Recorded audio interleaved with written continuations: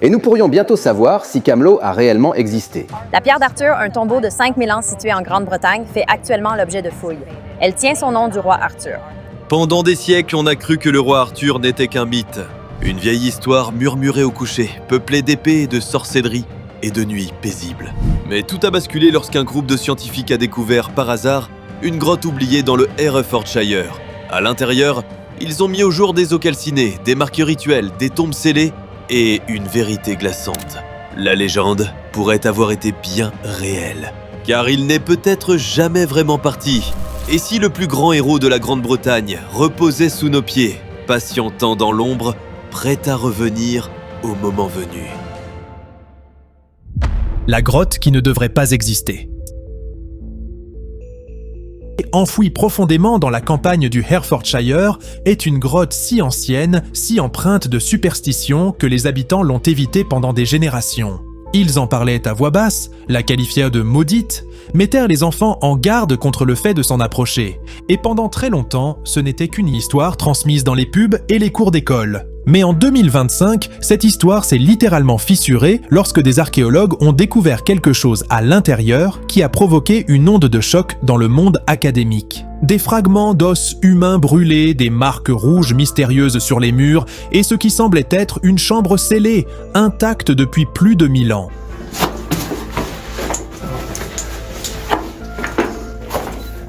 L'équipe n'était même pas là pour le roi Arthur. Ils enquêtaient sur des sites funéraires anciens de l'ère néolithique. Un travail de routine, en somme. Mais une fois qu'ils ont commencé à fouiller cette grotte particulière, désormais appelée Projet Avalon, ils ont su qu'ils avaient mis les pieds dans quelque chose de complètement différent. Sous des couches de terre, de restes d'animaux et d'artefacts de l'âge du bronze, ils ont découvert ce qui semblait être une seconde chambre cachée. Ce n'était pas naturel, elle avait été scellée intentionnellement et était restée ainsi pendant plus d'un millénaire. Au début, ils ont pensé qu'il s'agissait d'une crypte, mais plus ils creusaient, plus cela devenait étrange. Des os brûlés disposés soigneusement à l'intérieur de ce qui ressemblait à un sarcophage en pierre primitif.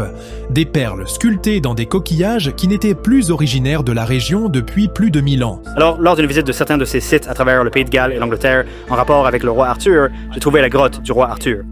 Et sur les murs, faibles mais indéniables, se trouvaient des marques à l'ocre rouge qui, sous une lumière ultraviolette, révélaient des motifs étrangement similaires aux symboles celtiques de protection et de résurrection.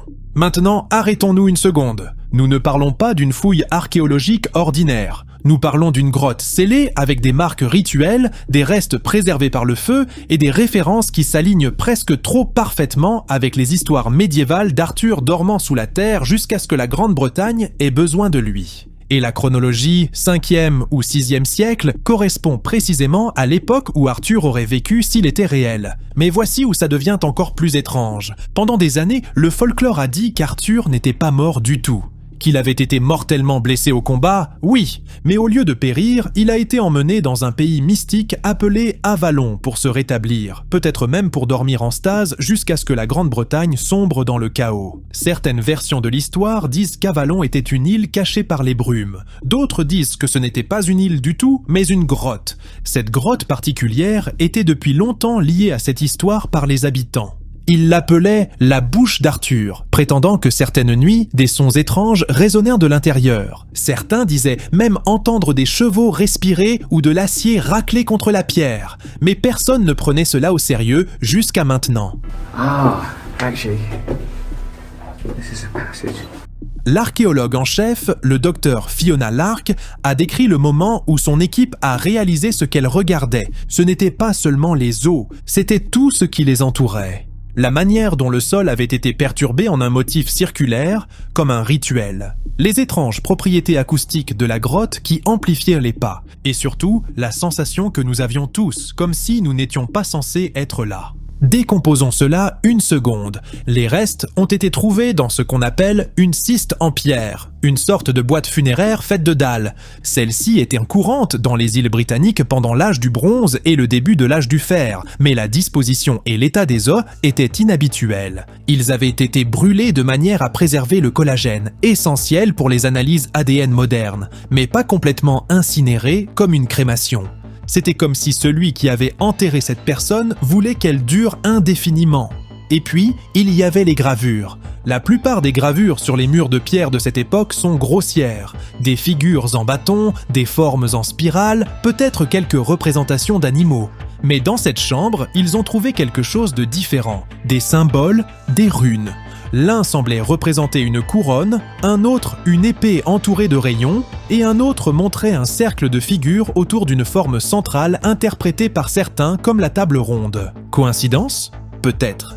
Mais ensuite est venu le coup de théâtre, un éclat brisé d'une plaque en bronze avec des inscriptions latines, partielles, effacées, à peine lisibles.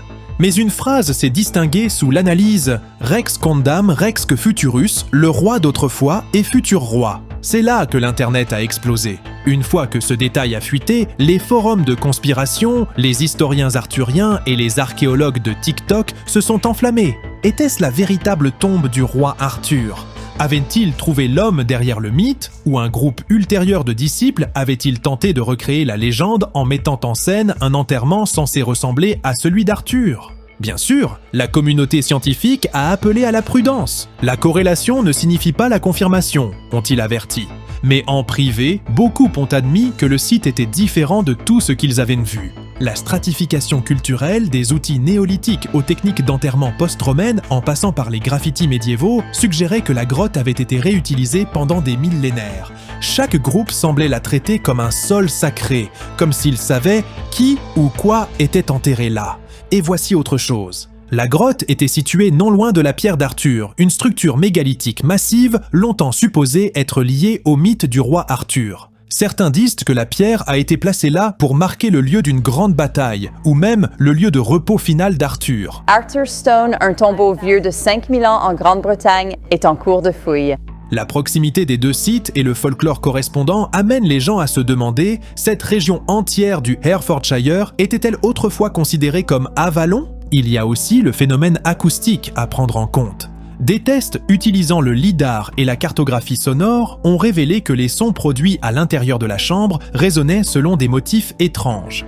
Une phrase chuchotée près de la tombe pouvait être entendue à l'entrée. Un seul coup de corne s'amplifiait en quelque chose de massif et creux, comme le bruit de sabots galopants ou d'armures s'entrechoquant dans l'obscurité. Il est facile de voir comment ces sons auraient pu inspirer ou renforcer le mythe des chevaliers endormis d'Arthur attendant de se réveiller. C'est exact. La légende locale ne dit pas seulement qu'Arthur dort, elle dit qu'il dort avec ses hommes. Des escadrons entiers de chevaliers en armure, ensevelis en stase sous les collines, attendant un son de trompette, attendant que le royaume s'effondre, attendant de se relever. Et dans cette grotte, le premier décompte d'os n'était pas d'un seul individu, il y en avait 13. 12 restes partiels autour des bords de la chambre, un enterrement complet au centre, 12 chevaliers de la table ronde, un roi. C'est là que les choses sont passées d'intéressantes à troublantes, parce que la question n'était plus seulement « Est-ce la tombe d'Arthur ?» Elle est devenue « Que se passe-t-il si nous l'ouvrons ?» La chambre intérieure scellée reste intacte pour l'instant. Les scientifiques débattent encore s'il faut briser la dernière barrière. Certains pensent que cela pourrait être une tombe symbolique. D'autres pensent qu'elle pourrait contenir encore plus d'indices, ou pire, être structurellement instable et s'effondrer si elle est perturbée. Mais l'anticipation est sans précédent dans le domaine de l'archéologie depuis des décennies. Et à l'extérieur de la grotte, cela est devenu un phénomène. Les touristes affluent dans le Herefordshire. Les habitants vendent des t-shirts « J'ai visité Avalon ». Mais sous l'effervescence, il y a une tension profonde et vibrante. Si les tests confirment que les os datent du 5e ou 6e siècle, si l'ADN correspond à quelqu'un d'ascendance celtique et de lignée du sud de la Grande-Bretagne, alors le monde pourrait devoir envisager une possibilité qu'il n'a jamais sérieusement considérée. Le roi Arthur était réel, et nous venons de trouver son corps. Mais si c'est vraiment Arthur, pourquoi était-il caché ? Qui a scellé la chambre ? Et de quoi essayait-il de nous protéger ? La tombe qu'ils ont tenté d'effacer. L'idée que le roi Arthur était réel est déjà assez controversée. Mais l'idée que quelqu'un, il y a des siècles, l'a délibérément enterré et a effacé toutes les preuves, cela frôle l'hérésie historique. Et pourtant, c'est exactement ce que suggère cette grotte dans le Herefordshire. Après la découverte initiale des os calcinés et des gravures anciennes, une deuxième vague de chercheurs est arrivée. Des historiens, des cryptographes et même des anthropologues médico-légaux. Leur travail n'était pas seulement de fouiller. c'était d'interpréter, de poser une question terrifiante que personne n'avait osé poser sérieusement auparavant. Et si quelqu'un n'avait pas seulement enterré Arthur? Et s'ils avaient enterré l'idée d'Arthur? Commençons par l'enterrement lui-même. La plupart des rois sont enterrés avec pompe, splendeur et héritage. C'était une période très instable dans son royaume. Il y a beaucoup de dangers, même des dangers internes. Leurs tombes proclament l'autorité, des bijoux, des couronnes, des inscriptions élaborées. Même les rois guerriers recevaient des offrandes d'épées, de boucliers ou d'armures cérémonielles. Mais ce corps, rien. Pas de couronne, pas de nom, pas d'armes. Juste des os brûlés, une boîte en pierre et des perles primitives. Ce n'était pas un enterrement royal, c'était une suppression. Selon la professeure Elle Howard, experte en rite monarchique britannique ancien, cet enterrement présente toutes les caractéristiques d'une anonymité intentionnelle. Celui qui a fait cela n'essayait pas d'honorer un roi, il essayait de le cacher ou de nous protéger de lui. C'est une affirmation lourde, et cela n'a fait qu'empirer. La datation au carbone a placé les os autour du début du VIe siècle, mais des traces de charbon et de poterie près du site appartenaient à des siècles complètement différents. Ce n'était pas juste un enterrement, c'était plusieurs générations visitant le site, laissant derrière elles des fragments de leur temps, leurs rituels, leurs avertissements. L'une des découvertes les plus glaçantes, une petite planche en bois carbonisé coincée profondément dans une fissure de la chambre en pierre. Dessus, à peine lisible, mais clairement délibéré, était un avertissement écrit dans ce que les chercheurs ont ensuite identifié comme du latin vulgaire post-romain. Laissez la couronne dormir. Ne réveillez pas le loup. Laissez la couronne dormir. Pas roi, pas chef, mais couronne. Comme si Arthur n'était plus un homme, mais une force. Et le loup. Le folklore celtique associait souvent le loup au sang, à la guerre et à la punition divine. Donc, ce n'était pas un enterrement de précaution. C'était un exorcisme. Pourquoi? Pour répondre à cela, il faut remonter le temps. Les légendes arthuriennes parlent d'une bataille finale, Camlan, où Arthur fut mortellement blessé. Mais les détails sont flous. Certains disent qu'il est tombé à cause d'une trahison. D'autres qu'il s'est sacrifié pour arrêter une guerre civile. Ce qui est cohérent, cependant, c'est qu'il n'est pas simplement mort, il a disparu. Certains disent qu'il a été emmené à Avalon. D'autres prétendent qu'il a été scellé. Et maintenant, pour la première fois dans l'histoire, nous pourrions être en train de regarder directement ce sceau. Mais qui l'a scellé? Eh bien, c'est là que les choses prennent une tournure sinistre. Plusieurs artefacts trouvés près de la grotte correspondent à des symboles liés à des sectes chrétiennes subromaines. Alors, que pourriez-vous trouver dans la grotte? Des artefacts préhistoriques.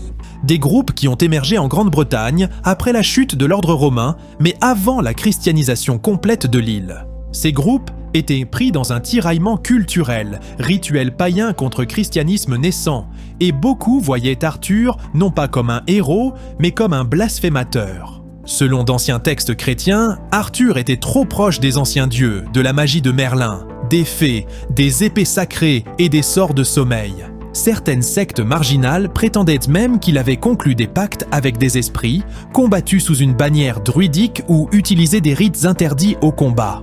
Pour eux, Arthur n'était pas un sauveur. Il était un péché qu'il fallait effacer de l'histoire. Et si ces sectes ne l'avaient pas seulement rejeté, mais l'avaient littéralement et symboliquement enterré. Cela a du sens quand on considère la région. Le Herefordshire n'était pas toujours la campagne tranquille que nous connaissons aujourd'hui. Au VIe siècle, c'était une ligne de front entre l'ordre romain en ruine et la résurgence tribale montante. C'était une zone de guerre politiquement et spirituellement. Et enterrer une figure comme Arthur dans une grotte, le sceller avec du feu, puis envoyer un avertissement à travers les générations.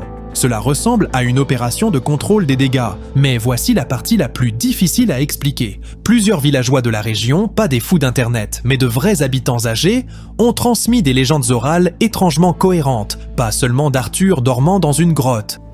Eh bien aujourd'hui, je suis à la recherche de la grotte du roi Arthur. Mais de prêtres et de figures en robe effectuant des rites de fermeture lors d'une nuit sans étoiles il y a longtemps. Certaines histoires parlent même d'un prêtre de pierre qui a verrouillé la tombe et a juré que personne ne l'ouvrirait à nouveau jusqu'à ce que le ciel rouge revienne. Et puis il est revenu. Au début de 2025, la même semaine où l'équipe a découvert la chambre, une aurore boréale rouge sang a illuminé le ciel dans certaines parties du Royaume-Uni. Un événement rare, oui. Mais pour les croyants, ce n'était pas juste un joli spectacle lumineux, c'était un signe. Le vieux ciel était revenu, le sceau était brisé. Coïncidence? Peut-être. Ou peut-être que ce n'était pas juste un site funéraire. Peut-être que c'était une chambre de confinement. L'archéologue Nick Overton a remarqué quelque chose d'étrange dans la géométrie de la grotte. La chambre n'était pas conçue pour la visibilité, elle était conçue pour le son. En se tenant au centre de la pièce, chaque chuchotement rebondissait et résonnait jusqu'à ce qu'il ressemble à un chant. Si quelqu'un était enterré vivant ou mis en sommeil magique, la dernière chose qu'il entendrait serait un millier de voix l'entourant, le scellant dans le silence. Et les symboles, beaucoup correspondaient à des glyphes celtiques anciens pour lier, garder et piéger l'âme. Ce n'était qu'au pas des mémoriaux, c'était des protections. Mais le plus grand signal d'alarme n'était pas à l'intérieur de la grotte. C'était ce qui n'était pas là. Pas de pilleurs, pas de signes de perturbation médiévale, pas de traces de pèlerins religieux profanant le site malgré son lien avec l'une des figures les plus célèbres de la légende britannique. C'est comme si le monde entier avait simplement oublié son existence. Et c'est la dernière torsion de ce chapitre, car au XIIe siècle, Geoffroy de Monmouth a écrit sur Arthur enterré à Avalon, mais il n'a jamais mentionné une grotte ou le Herefordshire. Alors, comment la légende a-t-elle survécu? Parce qu'elle n'était pas censée le faire. Et s'il y avait eu une dissimulation intentionnelle, une décision des premiers dirigeants chrétiens ou des rois rivaux d'effacer le site funéraire d'Arthur des cartes, des livres et de la mémoire? Pour construire de nouvelles églises, créer de nouveaux saints et enterrer les anciennes coutumes sous des couches de doctrine et de poussière. Arthur n'était pas juste un homme. Il était une menace pour le dogme, l'ordre, le contrôle, un symbole de résistance enveloppé de magie. Et s'il était retrouvé, si son histoire était prouvée vraie, cela pourrait ébranler les fondations de l'identité britannique moderne, ce qui nous ramène à aujourd'hui. Les os dans la grotte sont réels, les gravures sont réelles. Les avertissements, la géométrie, le secret, tout est réel. Mais était-ce vraiment Arthur ? C'est ce que le laboratoire d'ADN est sur le point de répondre. Des échantillons des os riches en collagène ont été envoyés au meilleur laboratoire de génétique du Royaume-Uni. S'ils correspondent à une lignée celtique du sud de la Grande-Bretagne et datent du bon siècle, nous pourrions être face à la plus grande découverte historique de notre temps. Et si les résultats sont non concluants, cela n'aura pas d'importance, car maintenant l'idée est là. La grotte a été rouverte. L'histoire s'est échappée. La tombe qu'ils ont essayé d'effacer est maintenant sur la scène mondiale. Mais et si le roi Arthur n'était jamais censé être trouvé parce qu'il n'était jamais vraiment enterré? Et s'il n'était pas juste un souvenir du passé, mais un avertissement pour l'avenir? Le roi d'antan et le roi à venir. Soyons honnêtes, la plupart des légendes s'estompent avec le temps. Ce sont des histoires amusantes à raconter, elles font de belles histoires avant de dormir et nous aident à comprendre d'où nous venons. Mais de temps en temps, une légende se bat, refuse d'être oubliée. Elle s'infiltre dans le folklore, réapparaît dans les mythes locaux, se manifeste dans d'étranges coïncidences, et si ce qui vient de se passer dans le Herefordshire est réel, elle s'est frayé un chemin hors de la terre, exigeant d'être remarquée. Les os sont maintenant dans un laboratoire sécurisé. Les tests ADN sont en cours. L'analyse au radiocarbone est presque terminée. Mais l'indice le plus important ne réside peut-être pas dans les données. Il réside dans l'idée qui hante la Grande-Bretagne depuis des siècles. Qu'Arthur n'est pas juste un nom du passé. Il est un signal pour l'avenir. Revenons à cette phrase latine gravée sur la plaque de bronze à l'intérieur de la grotte. Celle qui a fait arrêter de respirer les archéologues. Maintenant, nous nous dirigeons vers la grotte où le corps d'Arthur a été enterré pour la première fois. Rex quondam, rex que futurus, le roi d'autrefois et futur roi. Cette phrase n'est pas seulement poétique, elle est prophétique. Elle suggère qu'Arthur n'était pas juste un héros qui a autrefois régné, mais un qui régnera à nouveau. C'est le cœur du mythe arthurien. Il n'est pas mort. Il dort, attendant que la Grande-Bretagne sombre dans l'obscurité pour qu'il puisse revenir. Maintenant, arrêtez-vous. Pensez à ce moment dans le temps. Tensions mondiales, divisions politiques, bouleversements technologiques, catastrophes climatiques, effondrement des institutions. Pour une légende comme Arthur, c'est exactement le genre de monde dans lequel il reviendrait. Cela pourrait expliquer pourquoi la grotte s'est ouverte maintenant, pourquoi la tombe scellée depuis des siècles a finalement été perturbée. Pas par accident, mais par dessein. Parlons science une seconde. Lorsque les os ont été datés au carbone, les résultats initiaux les ont placés entre 450 et 550 après J-C, directement dans la fenêtre historique où un chef guerrier nommé Arthur aurait pu exister. Pas comme un roi en armure étincelante, mais comme une figure militaire post-romaine ralliant les tribus britanniques contre les envahisseurs saxons. Plusieurs figures de cette époque correspondent à des parties de l'histoire d'Arthur. Ambrosius Aurelianus, Riotamus, Lucius Artorius Castus, mais aucune ne correspondait complètement jusqu'à maintenant, car les os n'appartenaient pas à un Romain. L'analyse isotopique a révélé quelque chose d'incroyable. Cet individu était natif du sud de la Grande-Bretagne, élevé près de la région du Wessex, se nourrissait d'un régime riche en poissons d'eau douce et de cultures de l'intérieur. Et voici le choc, ses blessures correspondaient à celles d'un guerrier endurci par les combats. Fracture de l'ulna, dommage de stress au genou, blessure de l'âme cicatrisée, tout correspondait. Mais le plus grand choc est venu de l'ADN mitochondrial. Ce marqueur génétique transmis par la lignée maternelle correspondait à un groupe haplogroupe celtique connu, lié à des individus de haut statut de l'histoire britannique ancienne. Cela signifie que cette personne n'était pas n'importe qui, il était probablement noble. En d'autres termes, les os dans la grotte appartiennent à un guerrier noble né en Grande-Bretagne au VIe siècle, qui a subi de multiples blessures de combat, a été enterré dans une tombe scellée avec des marques rituelles, et dont la légende correspond à l'un des mythes les plus puissants de l'histoire occidentale. Vous pensez probablement, d'accord, mais peut-être était-ce juste un chef local. Peut-être que la légende d'Arthur a été inspirée par quelqu'un comme lui, mais pas cet homme précis. C'est juste. Mais voici où les choses prennent une tournure de science-fiction. Un deuxième ensemble de restes, auparavant négligé, a été exhumé dans le coin le plus éloigné de la chambre. Ce n'était pas un corps complet, juste un fragment de crâne et une section de cage thoracique. L'équipe a failli l'ignorer, pensant que c'était un os d'animal. Mais l'analyse du collagène, elle correspondait à l'ADN du corps principal. Ils étaient liés, plus précisément père et fils. Cela change tout. Parce que si l'homme au centre de la tombe était un chef, son fils pourrait avoir été un écuyer, un compagnon guerrier, ou selon certaines théories, la raison pour laquelle il a été enterré si soigneusement en premier lieu.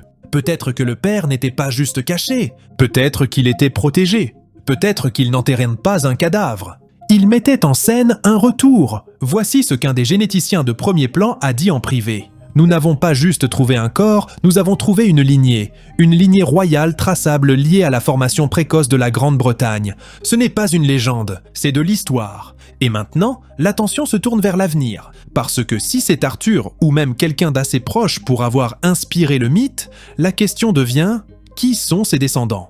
Quelqu'un vivant aujourd'hui pourrait-il porter l'ADN du roi d'autrefois et futur roi ? Des groupes de généalogie compilent déjà des bases de données. Des gens à travers le Royaume-Uni et même les États-Unis soumettent des échantillons pour comparer. Et une rumeur choquante, quelques politiciens modernes pourraient déjà montrer des correspondances avec des profils ADN du VIe siècle de la tombe. Imaginez ce que cela signifierait, que la lignée d'Arthur n'est jamais morte, qu'elle a marché parmi nous, cachée à la vue de tous, pas des rois, pas des guerriers, juste des gens qui pourraient se lever en cas de besoin. Mais il y a une autre théorie, bien plus étrange, qu'Arthur n'attend pas nous. Il attend un déclencheur, un signe, une prophétie accomplie. Les légendes celtiques décrivent un ciel rouge qui signale le retour. En 2025, une tempête géomagnétique inhabituellement puissante a déclenché une aurore au-dessus de certaines parties du Royaume-Uni, visible aussi loin au sud que le Herefordshire. Les habitants l'ont appelée l'aurore de sang. Les photos sont devenues virales, les forums de conspiration se sont enflammés et puis la grotte a été découverte. Même les sceptiques admettent que le timing est étrange. Un des archéologues, lors d'une garde de nuit sur le site de fouilles, a rapporté avoir entendu ce qu'il pensait être du métal frappant la pierre. Un autre a juré avoir entendu un corps, juste une fois, faible et lointain. Vers 3 heures du matin, personne n'a trouvé la source. D'autres rois gallois, comme Maelgwn, existaient, ainsi que des menaces étrangères. Il était donc crucial de garder l'enterrement parfaitement secret. Mais ils ont arrêté de travailler la nuit après cela. Les habitants les ont avertis, à moitié en plaisantant, à propos de la chasse sauvage. Une cavalcade fantomatique censée se lever lorsque le sommeil d'Arthur est perturbé. La légende dit que si vous prononcez son nom au mauvais endroit ou soufflez dans un corps au-dessus de sa tombe, il se réveille. Cela semble être une fantaisie, mais encore une fois, toute cette histoire aussi. Nous y sommes. Des os dans une grotte, des résultats ADN pointant vers un véritable guerrier britannique du VIe siècle, une chambre cachée avec 13 corps, et des phénomènes acoustiques que personne ne peut expliquer. Cela ressemble à un conte de fées, sauf que c'est réel. Et tout mène à une question. Et si Arthur n'était pas un homme, mais un symbole ? Une figure récurrente qui revient non pas en corps, mais en esprit. L'histoire nous dit que lorsque les nations font face à l'effondrement, elles se tournent vers le mythe. Rome avait Romulus, la France avait Charlemagne, la Grande-Bretagne avait Arthur, et peut-être là encore. Parce que dans le laboratoire où reposent maintenant les os, il y a un artefact encore scellé. Il est en bronze, de la taille d'un parchemin. Les scans au rayon X montrent qu'il est creux. Certains pensent que c'est un tube destiné à porter un message, une déclaration, un sort ou une prophétie. L'équipe prévoit de l'ouvrir bientôt, soigneusement sous des conditions contrôlées. Mais certains les pressent de s'arrêter, d'attendre, d'écouter. Parce que si ce parchemin n'est pas pour nous, et s'il était destiné à lui, le roi d'autrefois et futur roi? Un dernier élément de preuve, une dernière clé ou un dernier avertissement? L'histoire du roi Arthur n'a jamais été une question d'épée ou de couronne. C'est une question d'espoir, que lorsque le monde semble le plus sombre, quelqu'un se lèvera. Que ce soit un leader, une légende ou quelque chose de bien plus mystérieux, cela reste à voir. Mais en 2025, une grotte dans le Herefordshire nous a forcés à nous demander « Et si Arthur n'était pas juste une histoire ?» Et s'il était enterré, effacé et maintenant remémoré? Et s'il est remémoré, que se passe-t-il ensuite? Faites-nous part de vos pensées dans les commentaires.